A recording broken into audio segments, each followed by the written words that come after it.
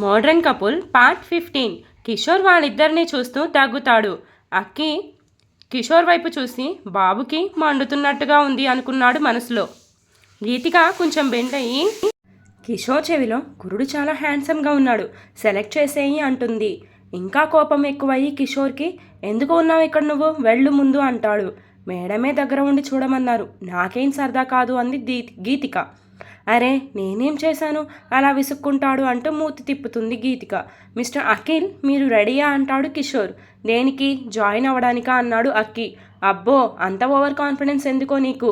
Over కాదు, just నార్మల్గానే, మీరు అడగండి అంటాడు అక్కి. అబ్బో వీడు మామూలోడు కాదు, టక్ చేసుకొని వస్తే ఫార్మల్ అనుకున్నా, కానీ జాతర చేసి వదిలేస్తాడు ఆఫీస్ని. గీతిక అలా అక్కినే చూస్తూ ఉండడం వలన అక్కి కొంచెం అడ్వాన్స్ అయ్యి కన్ను కొడతాడు. ఒరే ఇప్పుడే కదరా చూసావు, మరీ సెకండ్స్లోనే చెలరేగిపోతున్నావు.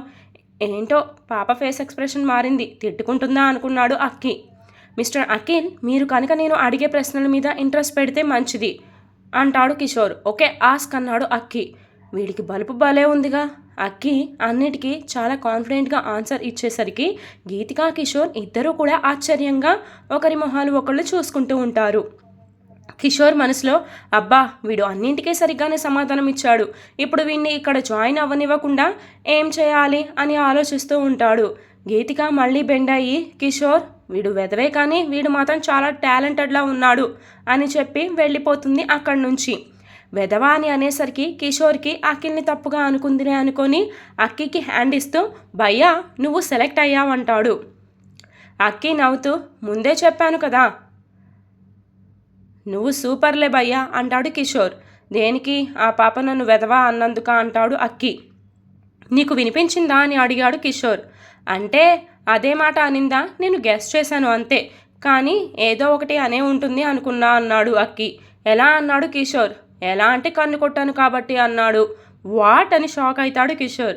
ఏంటి షాక్ అయ్యావా, ఇప్పటిదాకా నేనే ఎలా తనని పడేయాలో అని చూస్తుంటే అప్పుడే కన్ను కొట్టావా అనుకుంటున్నావా అన్నాడు అక్కి. ఓహో అలా అంత కరెక్ట్గా చెప్తున్నావు అన్నాడు కిషోర్. ఎందుకంటే ఆ పిల్లని చూస్తుంటే నీ ఫస్ట్లో ఎక్స్ప్రెషన్స్ మారుతున్నాయిలే అన్నాడు.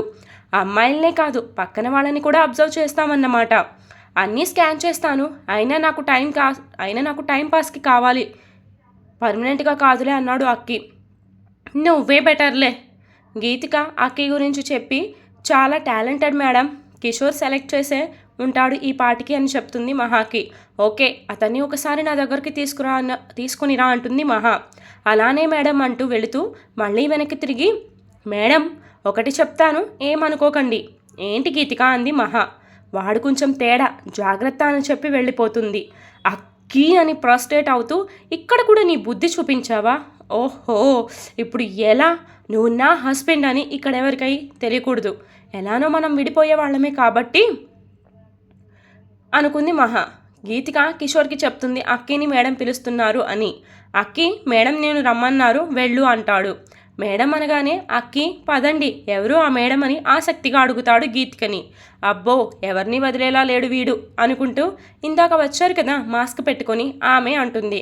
అబ్బా ఏం లక్కీరా అక్కి నువ్వు, ఇందాక మిస్ అయ్యాను అని ఫీల్ అయ్యా, ఇప్పుడు ఫుల్గా చూడొచ్చు అనుకొని పదండి మిస్ అంటాడు. చాలా ఉన్నాయి వీడి దగ్గర సగలు. పద అంటూ అక్కిని తీసుకుని మహా దగ్గరకు వెళ్తుంది.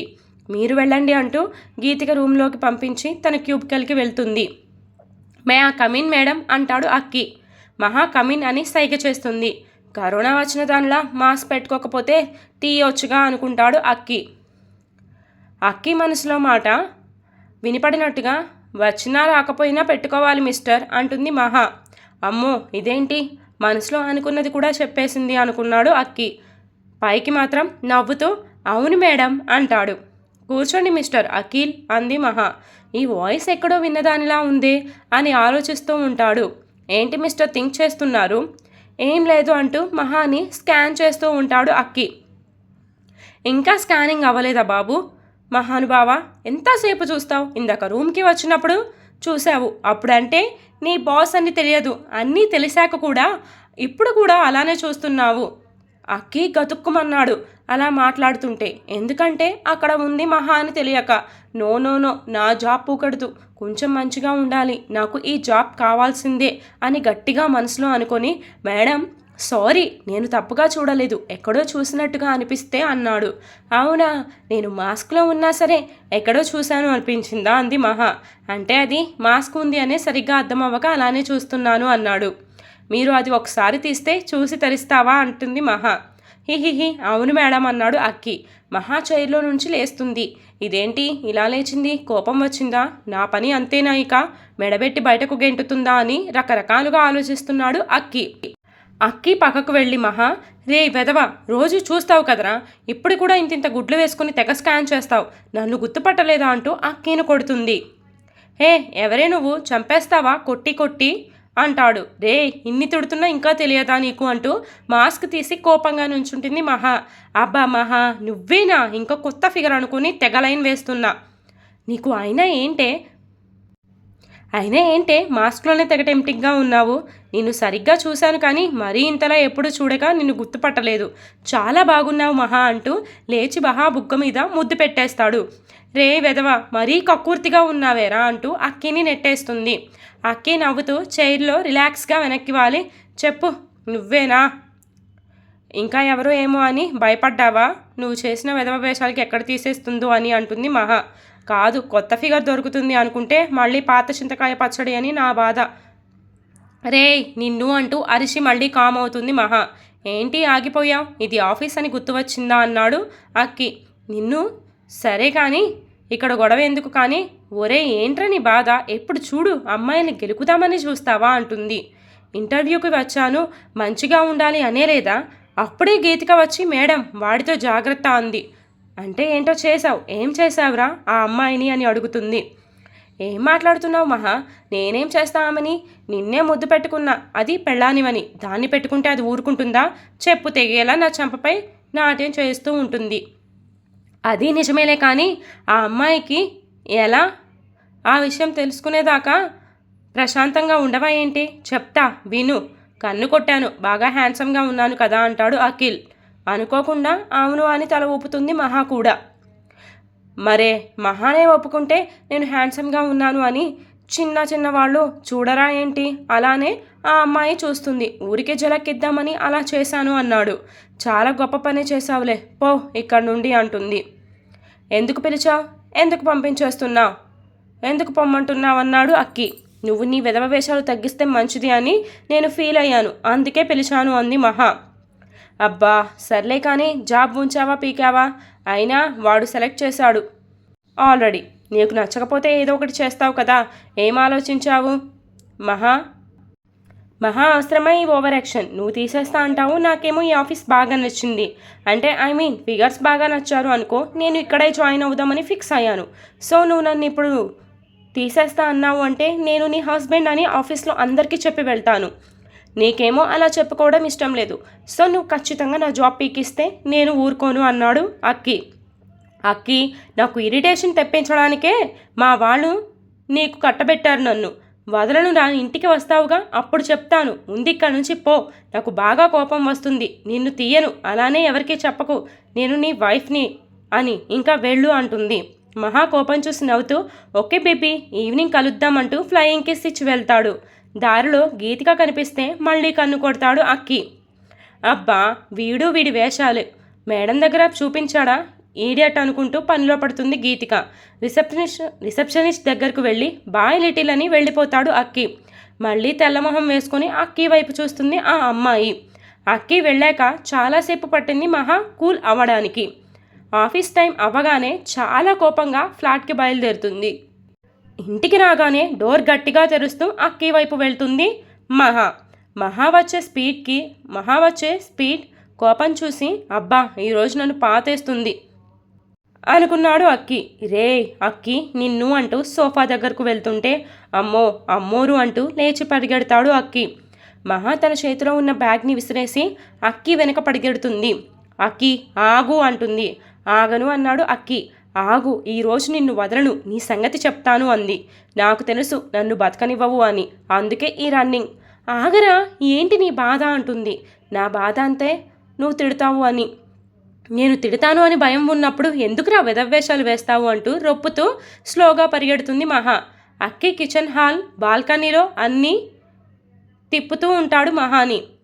మహా ఒక్కసారిగా సైలెంట్ అయ్యేసరికి పిల్లిలా బెడ్రూమ్కి వెళ్ళి తలుపు వేసుకుందామని నెమ్మదిగా వెళ్తుంటే మహా సైలెంట్గా చూస్తూ ఆయాసం తీసుకున్నట్టుగా నటిస్తూ అలానే చూస్తూ ఉంటుంది. అక్కి రూమ్కి వెళ్ళి డోర్ వేసుకునే టైంలో మహా ఫాస్ట్గా వెళ్ళి డోర్ వేయకుండా అక్కిని తోస్తుంది. అక్కి మహా చేయి పట్టుకుని లాగుతాడు. తనతో పాటు ఇద్దరు బెడ్ మీద పడతారు. మహా లేచి అక్కిని అరుస్తుంటే అక్కి మహాని లేవకుండా రివర్స్ చేసి తన మీద పడుకుంటాడు. అక్కి మహాకి బాడీకి టచ్ అవుతుంటే మహా నోరు మోగబోతుంది. అప్పటి వరకు కోపంగా ఉన్న మహా అక్కి అలా మొత్తం తన మీద పడేసరికి అక్కి కళ్ళల్లోకి చూస్తూ అలానే ఉంటుంది. మహాని అంత దగ్గరగా చూసేసరికి అక్కి కూడా కంట్రోల్ తప్పుతూ మహా నడుము పట్టుకుంటాడు. అక్కి సడన్గా అలా పట్టుకుంటాడు అని ఎక్స్పెక్ట్ చేయని మహా కోపంగా చూస్తుంది. అబ్బా, ఈ టీషర్ట్ వేసుకోకుండా చక్కగా చీర వేసుకుంటే నడుమే పట్టుకునేవాడిని. అబ్బా మిస్ అనుకుంటూ మహా బుగ్గలు చూస్తాడు. కోపంలో ఎర్రగా ఉన్నాయి ఆ బుగ్గలు. హిహిహి భలే ముద్దుగా ఉన్నాయి అని ముద్దు పెట్టుకోబోతుంటే మహా అక్కిని గట్టిగా నెట్టేస్తుంది. అక్కి బ్యాలెన్స్డ్గా లేకపోవడం వలన గోడకి గుద్దుకుంటాడు. అమ్మా అని గట్టిగా అరుస్తాడు అక్కి. మహా అక్కిని కోపంగా చూస్తూ బాగా అయిందా, పిచ్చి పిచ్చి వేషాలు వేస్తే తాట తీస్తాను, నాతో చాలా జాగ్రత్తగా ఉండాలి, ఎక్కువ చేస్తే ఇలానే ఉంటుంది అని చెప్తుంది. నీ అంకమ్మ మరీ అంతలా తోయాలా, బాగా నొప్పిగా ఉంది తెలుసా అంటూ తల రుద్దుకుంటాడు అక్కి. అయితేలే అంటూ అక్కి కాలర్ పట్టుకుని ఈడ్చుకుంటూ హాల్లోని సోఫాలో పడేస్తుంది. ఏంట్రా నీ గురించి నువ్వేమనుకుంటున్నావు, మిస్టర్ మజ్ను అనుకుంటున్నావా, ఓవర్ యాక్షన్స్ ఎక్కువ అయ్యింది. మహా తిడుతుంటే హీ హీ హీ అంటాడు అక్కి. ఏంటిరా ఇంతలా తిడుతుంటే పళ్ళు ఈకిలిస్తున్నావు, సిగ్గులేదా, ఆఫీస్లో అందరినీ గెలికావా అని అడుగుతుంది. హే ఆగు నీ లోడా వా, ఎక్కడా, ఒక నలుగురు, ఓహో సారీ ముగ్గురే, ఆ నాలుగో అమ్మాయివి నువ్వే కదా, ఐ మీన్ పాత చింతకాయ పచ్చడి అంటాడు. రే అంది మహా. హే ఏంటి నీ బాధ, ఎందుకు తిడుతున్నావు, వాళ్ళకు లేని బాధ నీకు ఎందుకు అన్నాడు. మహా గట్టిగా శ్వాస పీల్చుకుంటూ సరే నాకు అనవసరం, నువ్వు ఏమన్నా చేసుకో, నా గురించి ఏం చెప్పలేదుగా అని అడుగుతుంది. ఆహా నువ్వు పెద్ద ఫిగర్వి అని డిస్కషన్ చేస్తారు నీ గురించి అంటాడు.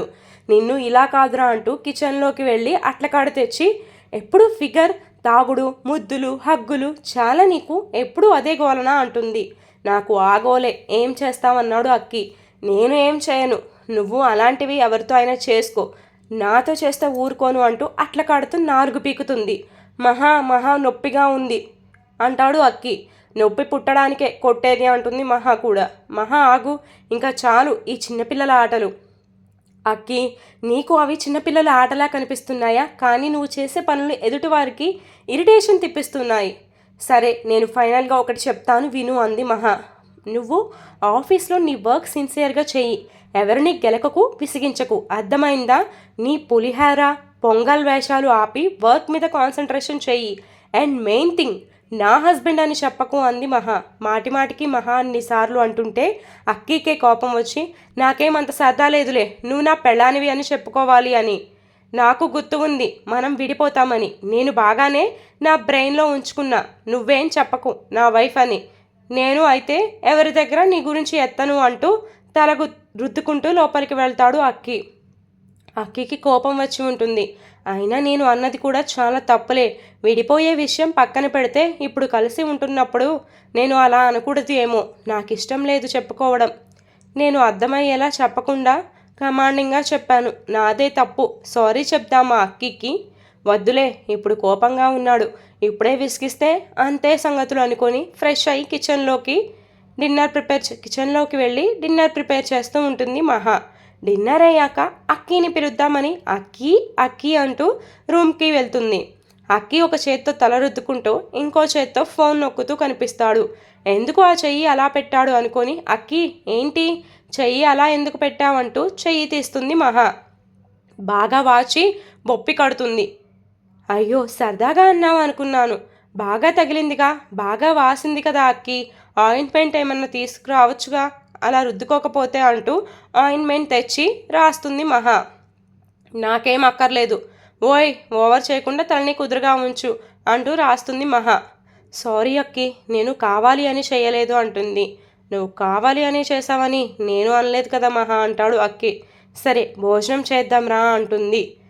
పద మహా, ఇందాక కోప్పడి వచ్చానుగా, డిన్నర్కి పిలుస్తావో లేదో అని భయపడుతున్నా. పద, నాకు ఆకలిగా ఉంది అంటూ మహాని లాక్కొని డైనింగ్ టేబుల్ దగ్గరకు తీసుకొని వెళ్తాడు. మహా నవ్వుతూ అక్కి దేన్ని ఎక్కువసేపు క్యారీ చేయడు, ఎన్ని అన్నాను అన్నీ వదిలేశాడు అనుకొని అక్కికి వడ్డిస్తూ ఉంటుంది.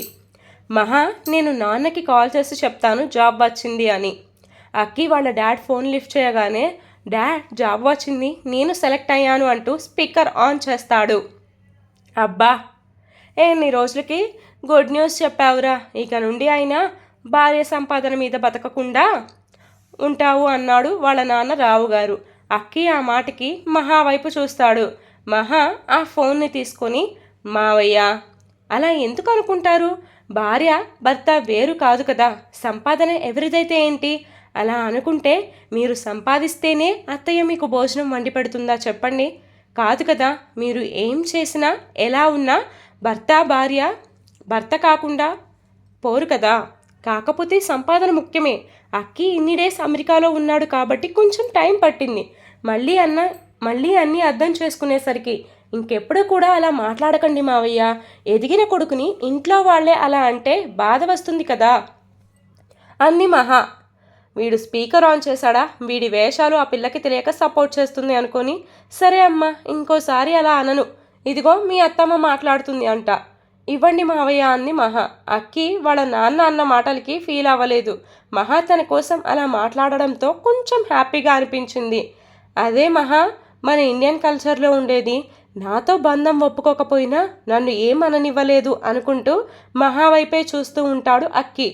ఏమా, నేను గుర్తు ఉండడం లేదా నీకు, వాడంటే అసలు కాల్ చేయడు, మరి నువ్వు కూడా చేయడం లేదే అంటుంది మహా వాళ్ళ అత్త.